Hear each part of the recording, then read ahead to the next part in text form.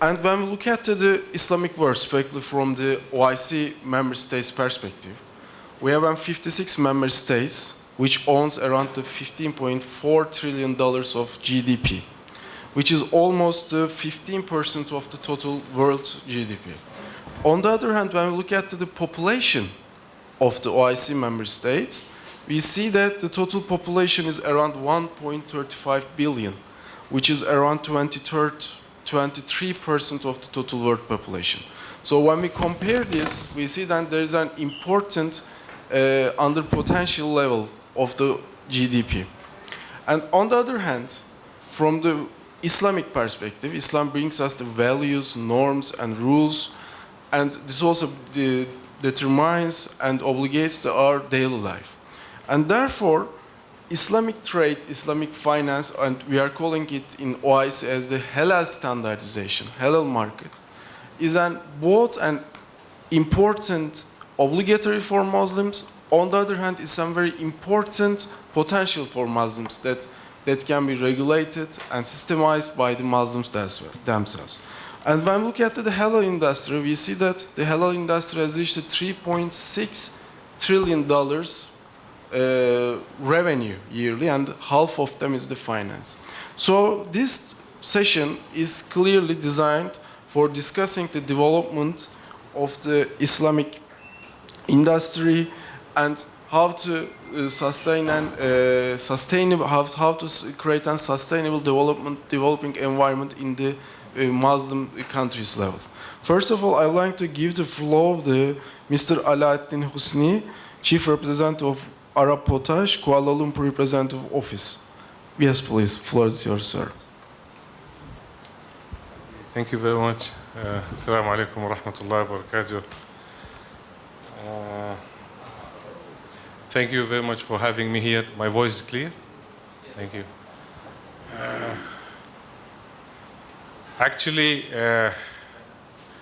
as my previous colleagues they just said something that we are not in a glory age, unfortunately. And there is multi-factors because we reached to that level. First, I believe it's by ourselves. We talk about a lot in the Middle East about the conspiracies and other factors. But if we return back to reality, it's something what we did by our hand. So, again, we would like to return back to the basics, to the fundamentals, to the value. From there, we can grow outside and think outside the box. Muslim words, as you mentioned, Ahmed, it's huge, and they have resources. Unfortunately, one of the main weak resource we have is a human being. And if you'd like to say something about the resources and how we use it and other nations, we can have a site about Japan, for example, or Singapore next door. They don't have anything as a resource. They don't have oil, they don't have gas, they don't have a lot of main resources everybody wish to have. But they have the main and core resource, which is the human. And from that core, we can grow outside. And we can really establish, we return back to be a great ummah again. But we return back to fundamentals. We have to return back to our values. We have to clear a lot of problems. For me, I would like to say a few things about, because I'm in charge of one item of fertilizer, which is potash. Potassium chloride is the mineral.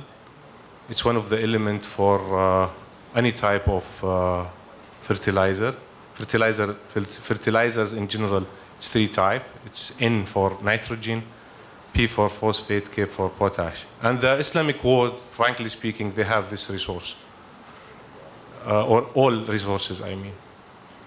So agriculture, besides the fertilizers, which give us the equal of food industry or food security. So And unfortunately, again, we are not reaching to that level. We have a lot of areas, and we have a lot of materials, resources, I mean the resources of fertilizers, but unfortunately we are not reaching to have, at least for our own food security or food security, we can say that. How to solve these issues? We have to solve a lot of problems. What do we have? We have a lot of problems. One of the big things the people already had before, the halal industry, which is, as our friends he mentioned here, it's huge. It is nice to have for your own self a unique, huge business, but it has to be, again, it has to have clarifications about this one. Unfortunately, we misuse sometimes the halal, even in our own selves. So we reach the level that people ask for halal furniture and halal minerals, and this misunderstanding. And for me, if I'd like to say my personal perspective for this one, Allah makes everything's halal, and we have 1, 2, 3 items non-halal. And I said this before to the people, that why we have a halal logo? Why we don't have one only small non-halal logo, and we put it on 3 items, and the rest will be halal? This is my own opinion, and a lot of people against me because this is a huge industry. Again, we return back to that one. It is already there. It's huge. We have to organize, and we have to go for priorities. It's not just only to say, I would like to have halal product. What the core of that halal issue is your pocket money. Is it your money? Is it halal? Or just you would like to have nasi lemak halal? Return back to the basics. If we return back to the basics, we can grow outside, and we think outside the box. What else I can say here?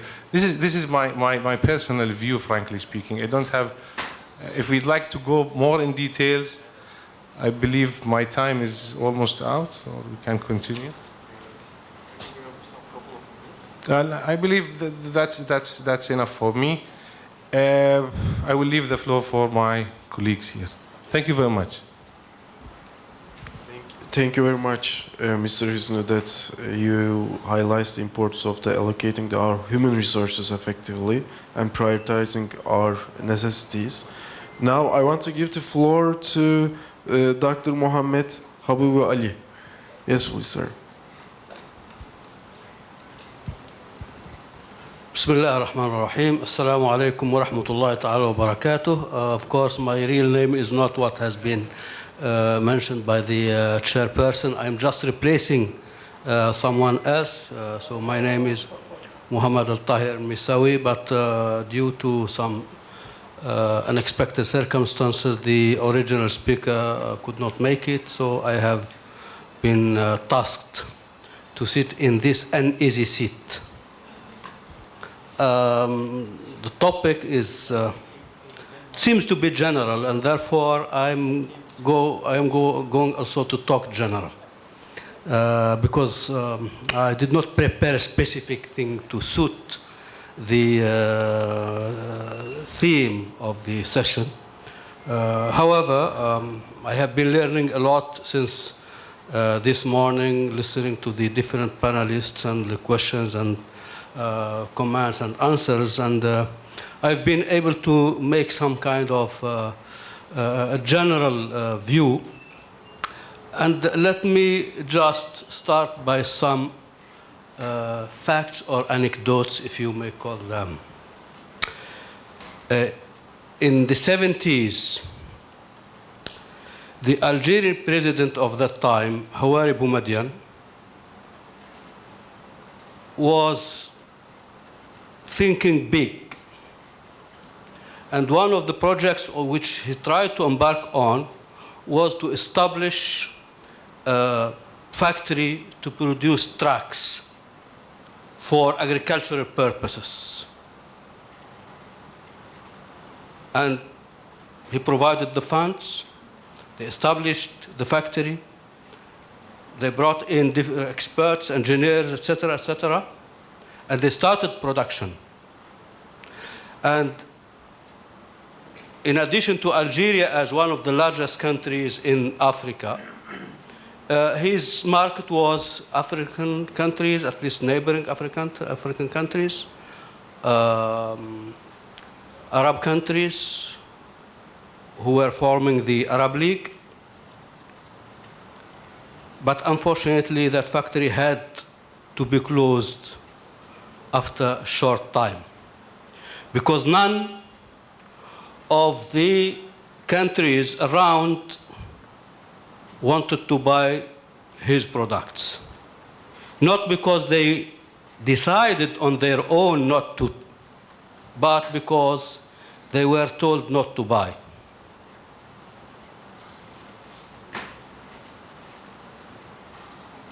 In another country, it was during the 80s, which had a quite huge army, and the country was not in war with anyone, thanks to some settlements. So the top leader of the army, I don't have to mention the name, but if you read history, you can find one day who was that person and who was the country.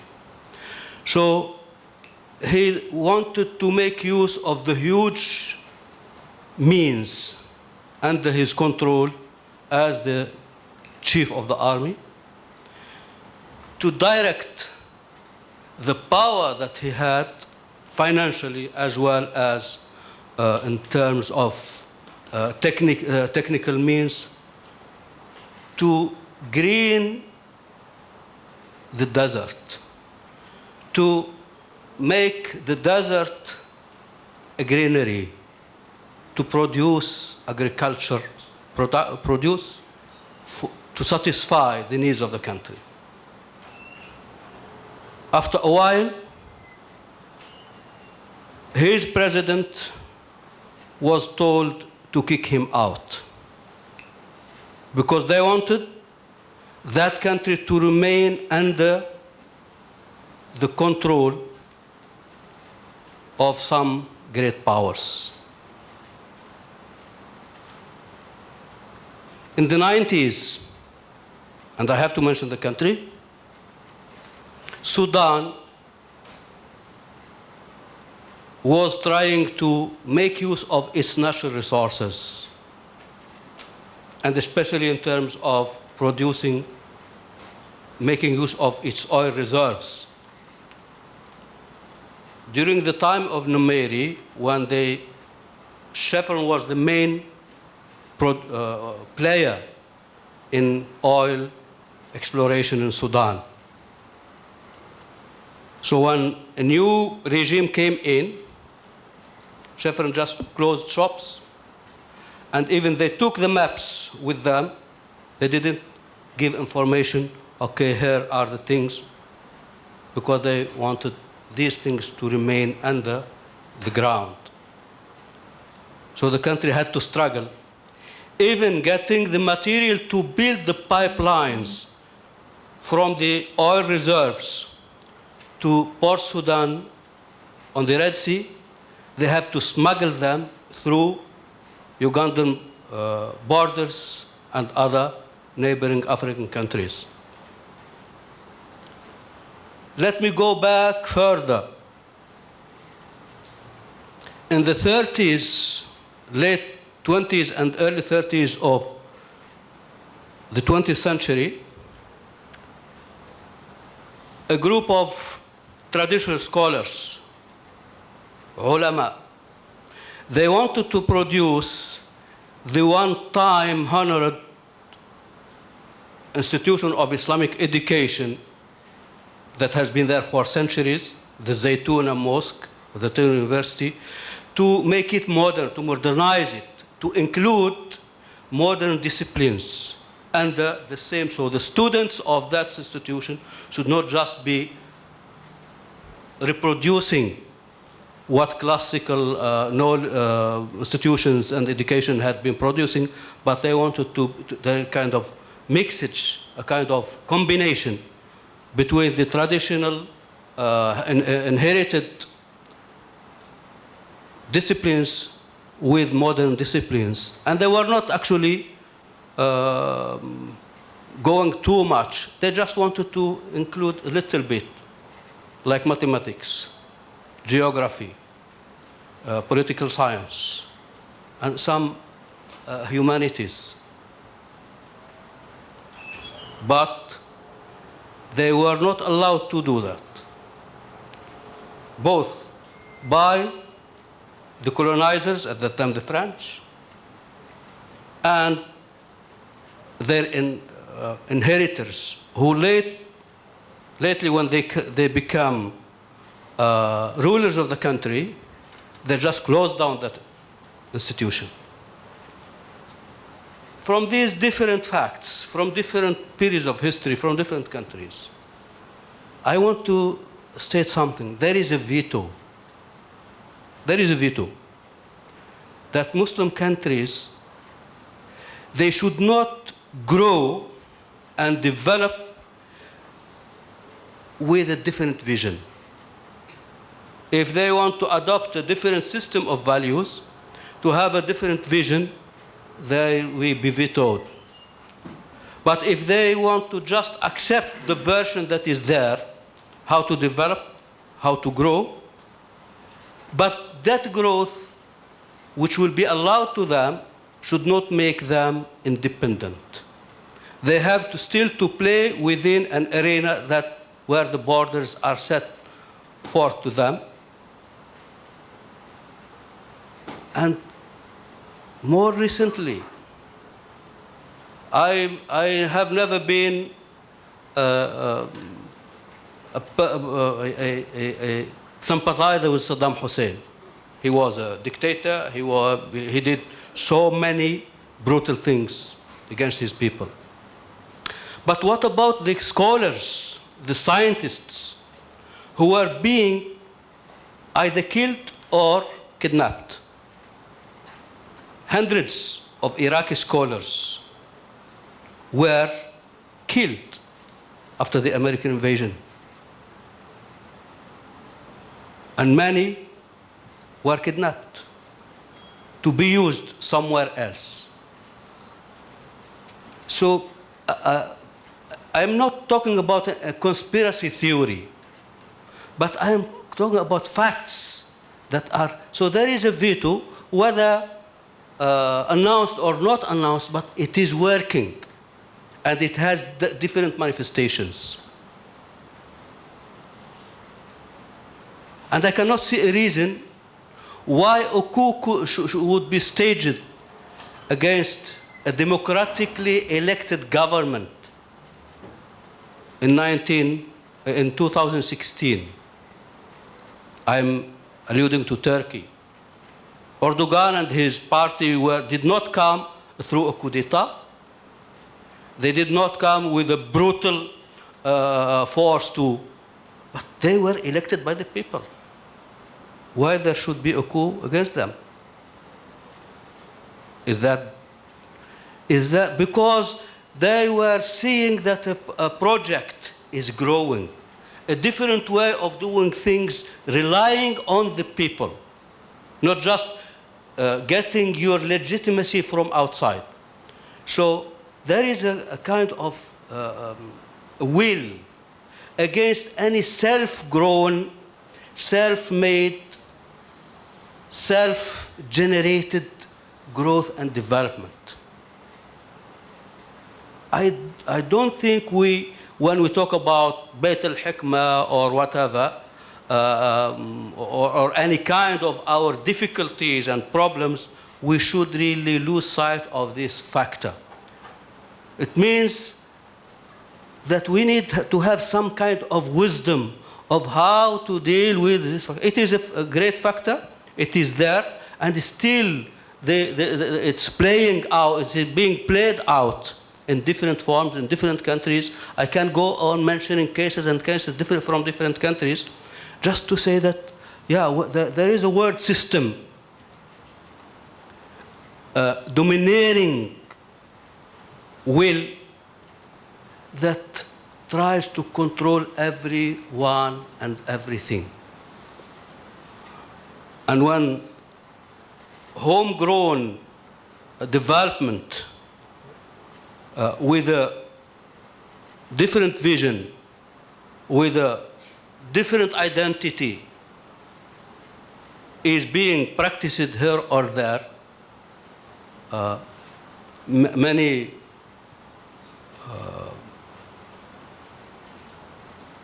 red lights are there. And if the red light does not work, does not stop, then other means are being used. And I can just talk about what has been described as the Arab Spring. Arab Spring was really a movement of the people. People got fed up with long-time dictators. And they did not allow these people to go on work hand in hand with the governors that have been elected by them through open. Everyone attested that it was fair elections for the first time in such countries. But they were not allowed to go. Let them finish their term. And if they fail, then it is their mistake. But they just stop them. Some by brutal force, and others by refined intervention. So I'm not an advocate of the so-called conspiracy, but this is what is historically proven and has been taking place and will be taking place. And unless we have the wisdom and also the will, not just the wisdom, the will of how to play out with this kind of hegemonic will and veto, there is a little bit of hope that we can overcome this kind of vicious circle. Unless some wisdom also comes to those who are intervening, those who are trying to frustrate whatever internal dynamism and self-development takes place. We need to be aware of that. And I think Beit al-Hikmah did not come in just because there was a political will. Of course, there was wisdom, there was power. The scholars who were brought in from different parts of the world and the scientific resources, books, etc., brought from Alexandria, famous library, and from other places, there was this kind of friendly climate. So here we have a situation that is so much different, and I think if there is no real tackling of this aspect of the problem, we'll be going on and on, repeating the same scenarios in different forms. Thank you very much. Assalamu alaikum wa rahmatullahi ta'ala wa barakatuh. Thank you very much, sir, for the presentation and speech that majorly highlights the consciously created obstacles towards the Muslim countries in their paving the way of developing. It was full of insight with the historical information and data. Now I want to give the floor to Professor Dr. Dawood Abdulmelik Yahya Al-Hidabi, who is the head of the Bureau of Islamic Body of Quality Assurance and Accreditation. Yes, please. It's okay. It's okay. You can stay. Bismillah ar-Rahman ar-Rahim. Alhamdulillah wa salatu salam ala Rasulillah wa ala alihi wa sahbihi wa man wala. How are you, Prof. Bashir? Are you okay? Good, alhamdulillah. 20, I counted you. You are 40, by the way. 20 of you looking at their mobiles. Very good sign. Anyway, I'll be talking about a continuation of Prof. Tahrawi. He was talking about the wisdom. Wisdom needs will. willpower. The willpower from those who are leading us at the different level, whether a university or an organization or a country or whatever. Second, it needs reasoning, logic, production, as you said, and experience. I am going to talk not about industry directly, brother, but I will talk about something which produces industry. And the clarity of sustainable development is very, very important. Let me just go through my slides. First, the word sustainable development came in the 80s because of the work of the United Nations, because they were using only one indicator, that is GDP for development. Later on, they added health and education. So at the moment, since 2010, they have 3 indicators or 3 dimensions. Now, they are talking about 3 connected themes: social development, economic development, which partly, but industry would feed in all the different development, really. It will create jobs, it will bring us money, and it will help in education, and so on and so forth. So it's very, very important.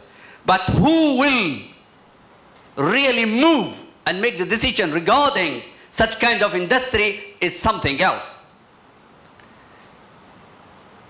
Now we are working that if we are looking about sustainable development, we are talking about the prosperity, happiness for today and the next generation for tomorrow.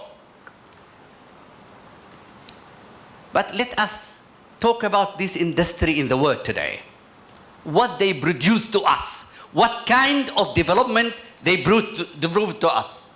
50% of the world wealth is with 1% of the world population. That's what industry and industrial world has brought to us. 50% of the world wealth and 1% of the world population. 86% with 10% of population. 8 men, no single women by the way, 8 men own same wealth as half of the world population. So 8 people have the wealth of 3.6 billion people in the world. That is industry. Now we are missing something. We are missing something now. I think you have to be aware that it's not industry would bring happiness. Yes, it will help us a lot, but it's not the only dimension which would help us. Dominance of some industrialized countries on the world economy, US represents 25% of the world economy alone. This industrial country have 25%. 10 biggest industrialized countries, which is US, China, Japan, Germany, UK, India, France, Brazil, Italy, and Canada. They are representing 70% of the world economy. But what kind of world we are living in? What kind of world? We're in unfair. It is unfair, yes. But where is OIC countries from this 10 even? MashaAllah, great comment, fighting each other. So, but we are talking about youth leaders, future leaders. We are talking about you. We're not talking about today, but we are talking also about tomorrow. How do they measure? As I said, they measure development by health, life expectancy at birth, education, the schooling, and also income, which is the GDP or GNI for the inequality measure. Now, even the Western people are criticizing this kind of development, which focusing on the material side of life. not the non-material. They talk about it. I think you can look at the, no, what we should be claiming at least. We've done such kind of development in the past. We have experience, but we don't have any real practical application of what we believe in. Both brothers, they have stressed the fact of, bad shape of the Muslim world. I'm not going to criticize anymore. That's enough for us. Let us talk about the future. I will be talking about what is the basic assumptions and principles of an Islamic worldview of sustainable development. Number one, mankind is in need of a new concept of human development, because we know what we are doing now. They are industrialized and they are killing people, and they are claiming on democracy and human rights. Millions of people are being massacred by those people who are completely thinking that they are ranking at the top of development, human development index. What kind of human? They are not human. Muslims have the knowledge and past experience to offer to humanity a new look at the development. So we should be proud of what we have in terms of knowledge and in terms of experience in the past. What kind of development we have to claim? Why should not we stand and talk to the world, but not in words, but in action? We want action. Development is based on revelation and also on certain key concepts of Quran like ibadah, i'mar, taskhir, tazkiyah, and so on. So we are looking at the human beings in a holistic way. In a holistic way. We are tackling the mind, the heart, and the organs all together. So development is a holistic where it includes all aspects of life: individual, families, communities, ummah, and humanity. Development is a multi-dimensional. It's not three, as the United Nations is telling us. Not only education and health and the economic aspect, the GDP. We are talking about multi-dimensional. We'll talk about it because many Muslim scholars have been talking and researching, investigating this, but nobody's taking it seriously from the leaders and at the different Muslim countries in the OIC countries. Development includes material and non-material. Development emphasizes social justice. As you could see now, 1% of the world population own 50% of wealth. Where is social justice? Not only in the West, but even the Muslim countries. Where is the social justice? Can you see the prevail of social justice in the Muslim countries? How can we claim that we are looking for, because we are adopting Western Human Development Index rather than holistic, integrated, comprehensive index. Development aims at well-being of mankind. So we are not saying that we are looking only for the Muslims. No. Allah has sent the Prophet as a mercy for all world. For the whole world, for all mankind. We are looking for prosperity and also happiness for all people. And also to know about the environmental aspect of sustainability, we consider all resources are a trust, amana, from Allah subhanahu wa ta'ala. We have to be careful in using and not abusing such kind of environment and resources so that we can sustain the development in our times and the generation to come. Development from Islamic perspective, it talk about the family, the social, the economic, the religiosity, and so on. Also, it is moral-based development, as Prof was talking about. Development has to be sustainable. And now, I'm going to go very quickly so that I can move, because the brother, I don't want to take his time. Can you tell me when? It's not my time. Oh, okay. Oh, thank you for my time. Thank you, brother, those who are looking at the mobile. Thank you. You can continue, looking at the mobile, no problem. The challenges facing the Muslim countries' development. What are the challenges? Prof. Bashir, look at these challenges. Number one, lack of political will for adopting an Islamic-based sustainable development approach. Lack of political will.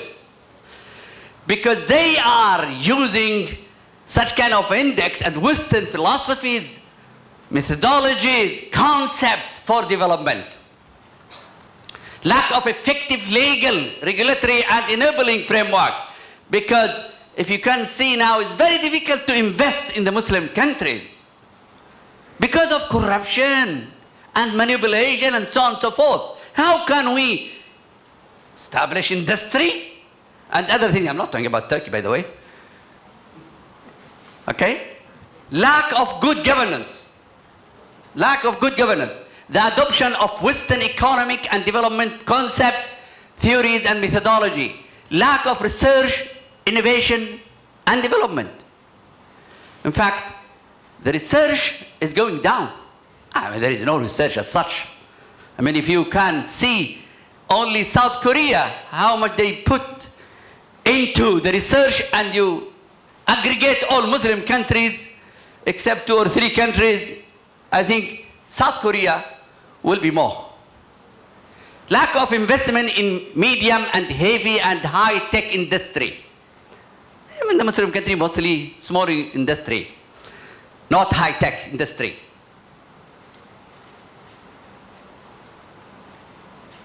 Lack of processing and manufacturing the national natural resources. Our natural resources go to the West, process, and they sell it 1,000 times price and the cost. Lack of infrastructure, lack of talents development, because our talents, they go to the West. So all our scholars, either we kill them, as the brother said, kill them, or they run away. That's it. And they develop other countries in other. So we know the problem. Low quality and unfair services such as education, health delivered to population. Even if we want to say seek medical health, we'll go to Singapore, better. We will go to America, to Germany. What kind of health services we want? Education, quality of education, the same. Weak collaboration and partnership between Muslim countries. I still remember, 20 years ago, I decided to come to Malaysia to collaborate with higher education institution. And I used to be called by some Arab countries, you are crazy. Go to the West, have partnership with the West universities. Why in Malaysia? Look. Of course, I did collaboration with Jordan, Turkey, and Malaysia. Alhamdulillah, I didn't go to the West. Although I am UK graduates. Lack of economic freedom, equality, and social justice. High rate of employment. High rate of unemployment. Poverty, widespread of corruption, lack of safety, security, and political stability. Lack of economic diversification, because they will stick to that particular resources or revenues without diversifying the kind of income. Lack of constructive coordination and integration between the 3 sectors of society, that is private, government, and non-government. Pollution is on the increase. Lack of productivity, lack of efficient management. And now let me talk about my proposed model, which I have read and modified a little bit from some of the writers, because Professor Walid allowed me to do so. Thank you, brother.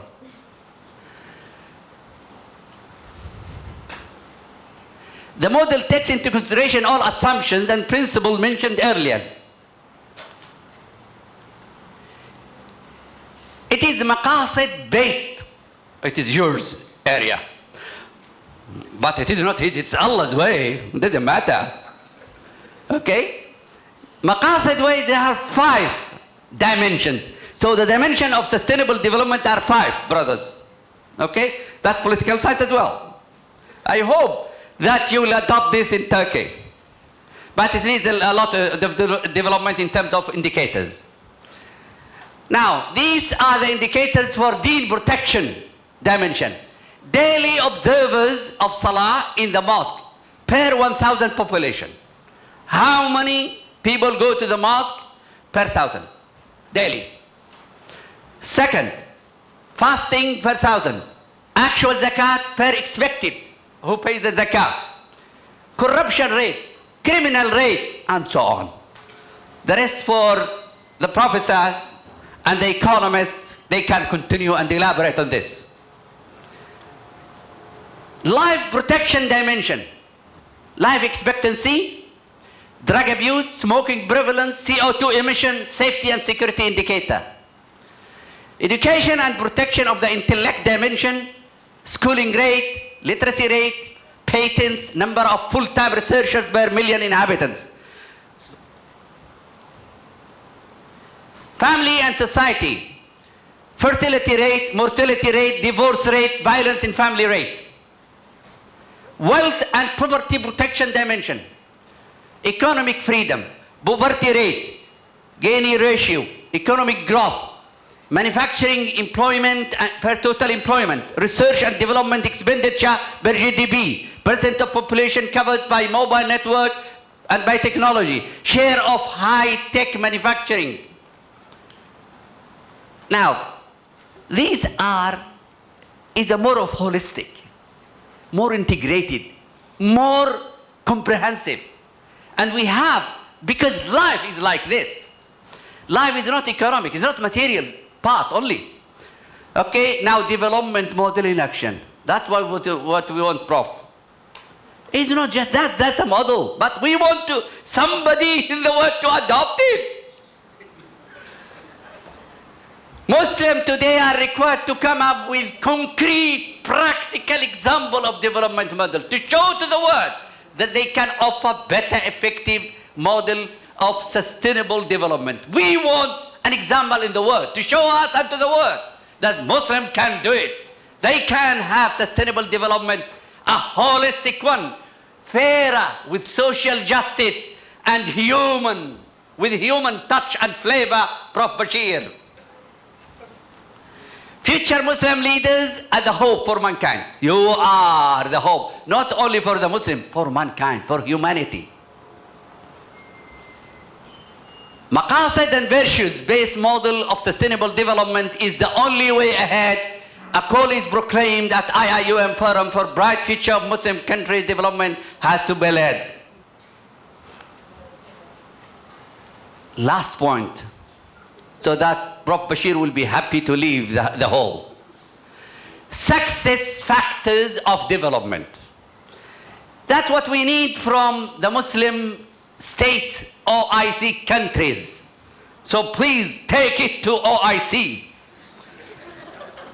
Number 1, political will, leadership, professionalism, and good governance. Adoption of Islamic-based concept of development. Commitment to Islamic values and virtues. Fulfilling the main aims of deen, maqasid. Commitment to balance and holistic development, equality, freedom, justice, talent development, and so on. Curbing corruption and crime. Ensuring safety, security, and political stability and freedom. Enhancing OIC countries' partnership and collaboration in industry, exchange of talents, experiences, know-how, and resources. OIC countries have to play a leading role in world economy, in world morally based economy.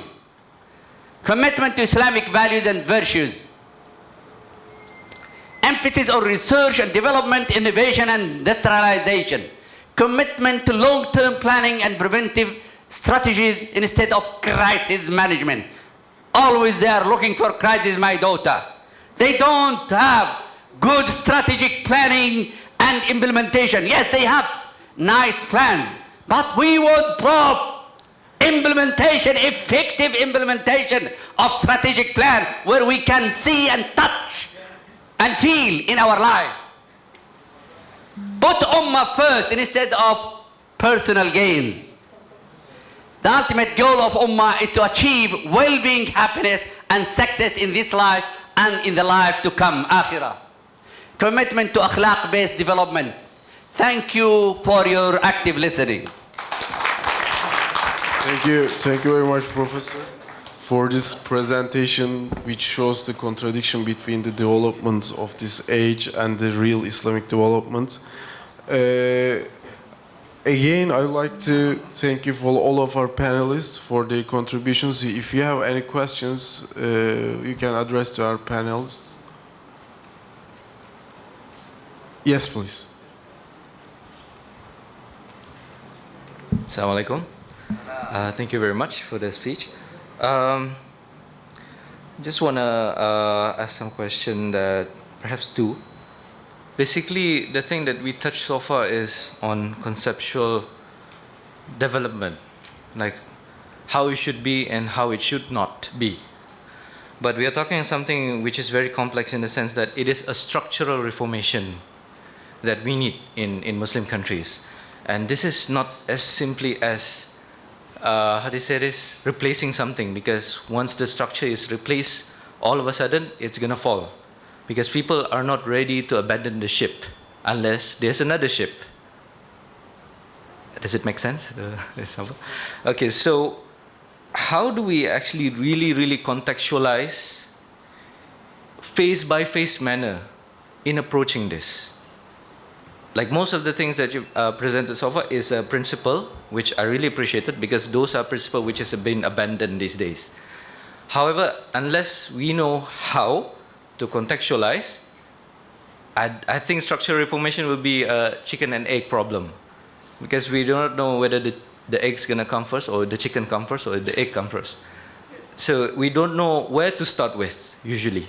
That's the main question in structural reformation. So basically my question is how to contextualize phase by phase of the thing that you have presented so far. Thank you. Very simple. I think we have at the moment two experiences which we seem to be quite successful, relatively speaking, Turkey and Malaysia. So Turkey and Malaysia should lead this, and they have now 8 countries meeting. I think they should be the catalyst for the rest of OIC countries. And they have to focus on first, to me, is the commitment and the collaboration between Muslim countries in different aspects. So they can exchange the know-how, they exchange experiences, talents, and so on. And they have to focus more on also education and research and innovation. Want to add anything? Is there any question? Yes, please.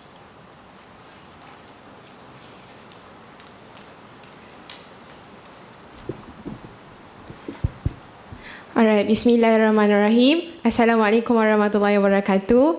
Again, I'm Nur Shahira binti Alias. I'm doing law now. I'm from Kuliah of Laws and also from Malaysia.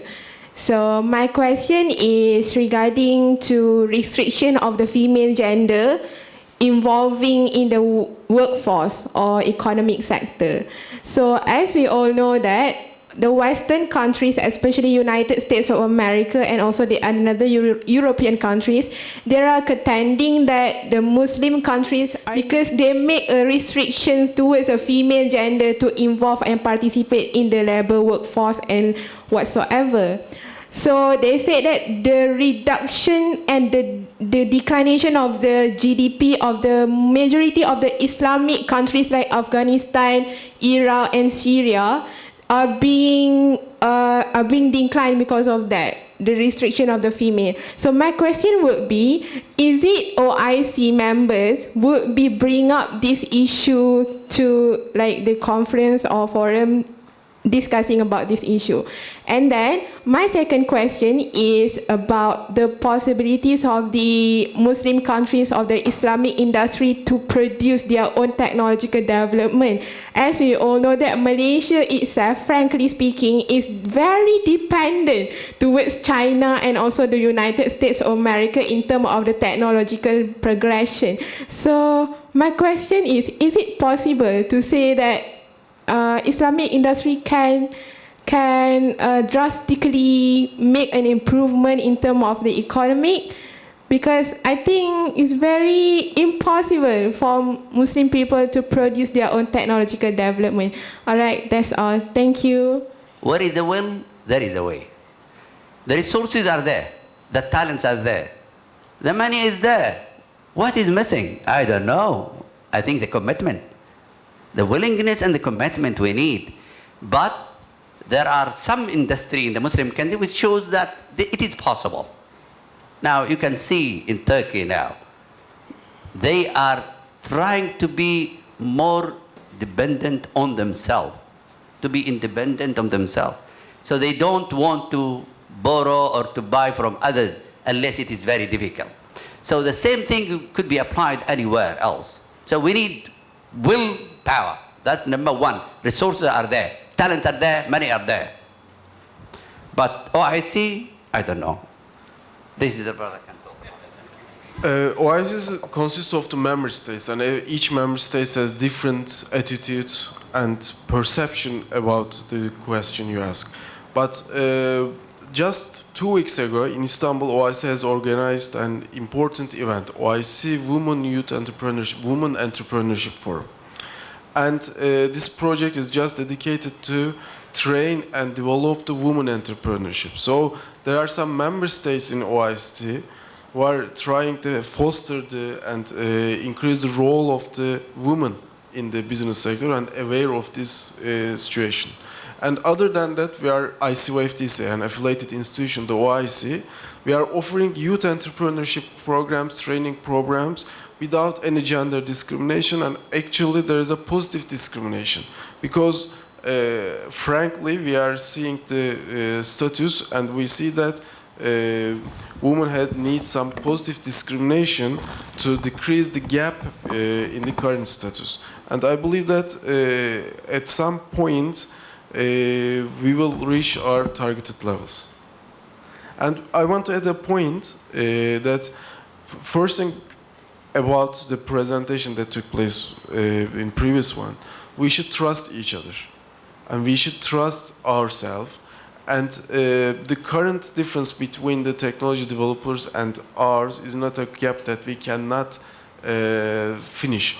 I mean, we explained this in Turkey specifically for the non-human flight planes. I mean, Turkey was waiting for around 8 years from US to get permission to buy this planes, but in this 5-year period, Turkey could able to produce it itself by supporting some talented youth who have worked on this issue. And so this embargo of the US on this specific issue has resulted in Turkey to develop its own technology. I mean, we should be aware of that. The Muslim youth has now done similar education, and in some senses better education than its competitors in the other part of the world. And the gap is then one that can be easily finished in with a good strategy. So this is one reason that in the last third ICYSM, Islamic Conference Youth and Sports Ministers, ICYFTC has lobbied and worked to pass an important document. It is a Joint Youth Action Plan. That's the first time that OIC member states has approved to implement a joint youth action plan as in a collective manner, and mandated ICYFTC for doing these projects, and Muslim Future Thinkers is one of them. So with this kind of supranational projects, which is not involving into the internal conflicts of the member states, but in a supranational level design projects, I believe that in a very short of the time of period, we will reach to our targeted levels. Thank you very much. If you have any questions, we'll have to... Do we have time, ma'am? We have to finish? Khalas? Okay, thank you very much. Okay, last question, and we'll finishing it. If you want to implement your model, Islamic-based development model, so how do you see the role of UN, IMF, NATO, Warsaw Pact? How do you see these factors can influence, and surely they influence, how do you see whether they are going to stop this development or not? As we see, the North Korea, if it is going to build the nuclear weapons, US and all other people are forcing North Korea to stop this. So how do you see? الإنسان على نفسه بصيرة إنا هديناه السبيل إما شاكرا وإما كفورا. You are responsible state. You are responsible OIC. You have to decide. I'm not going to go and fight them. Make social justice in your country instead of focusing on 1% of your wealthy people, and you let other very poor suffering. So it is you who will make the decision, not me. Thank you very much. I would now like to kindly invite Professor Dr. Walid Fikri Faris to the stage for the souvenir presentation to the moderator as well as the panelists as tokens of appreciation.